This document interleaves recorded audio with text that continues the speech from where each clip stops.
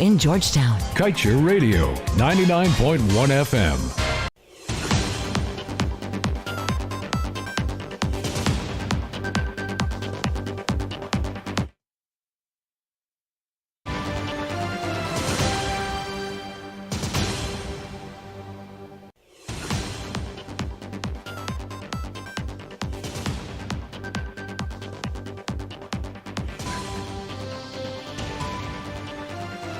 With your news at this time at 19 hours 1 for today, July 13, 2022. My name is Joshua Van Sleckman. Thank you for joining us. Vice President Barrett Jagdeo is determined to pursue the Amilo hydropower project via a build, own, operate, and transfer BOOT model, in which Guyana will be standing expenses for the venture upfront, but will purchase power through an agreement and take ownership after 20 years. However, energy technologist Mr. Alfred Boulay has signaled that any new arrangement between must be cheaper in order to benefit the Guyanese people. He was keen to restate his position that solar remains the best renewable energy options, citing that this alternative would be best if pursued on a larger scale.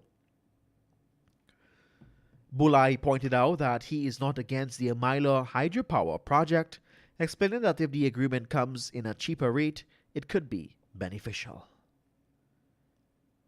And mere hours after the factory resumed operations after a 3-month hiatus, workers at the Iflat Sugar Estate in Tuesday proceed on strike action, demanding holiday with pay for the first crop 2022.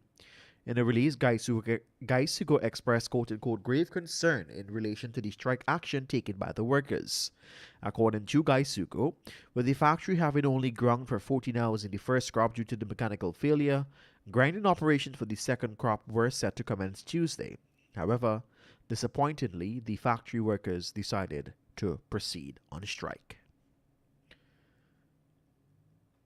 Following the Facebook post made by the Guyana Cancer Foundation on Tuesday notifying the public that 27-year-old Michael Thaddeus McLennan is not a doctor and is no longer affiliated with the foundation, the man admitted guilty and quickly apologized for those who were affected by his actions. Bibi Shahida Hassan, the founder and president of the foundation, on Tuesday morning, in a statement explained that McLennan had asked to be a volunteer with the foundation and he was hired. However, she noted that after McLennan was hired, persons from the media and other called to confirm that he is not a doctor. According to Hassan, she then questioned McLennan about his medical degree and refused to send a copy of it to her. She said he claimed he worked with a pharmacy in New Amsterdam, and she later found out did not exist. He explained that he started UG in 2016 to become a medical doctor. It was stated that due to financial constraints, he had to drop out. However, he noted becoming a doctor was still his passion, and in his heart he is a doctor, so he placed himself in the situations that will give him knowledge. Read more in today's Kaieteur News. Meanwhile, local economist Elson Lowe has warned Guyana should not allow its debt to climb due to the projections of the oil and gas sector. According to Lowe, this type of borrowing is risky since it is based on projections formed from the oil and gas prices, which are subject to extreme. The Bank of Guyana, which documented the country's performance in the first 3 months of this year, found out that the state now owes an additional $124.4 million in debt, bringing the total to $3.248 billion. According to the economic advisor, the government must be wary about its quest to borrow huge sums of money since it may not be able to sustain in the long term.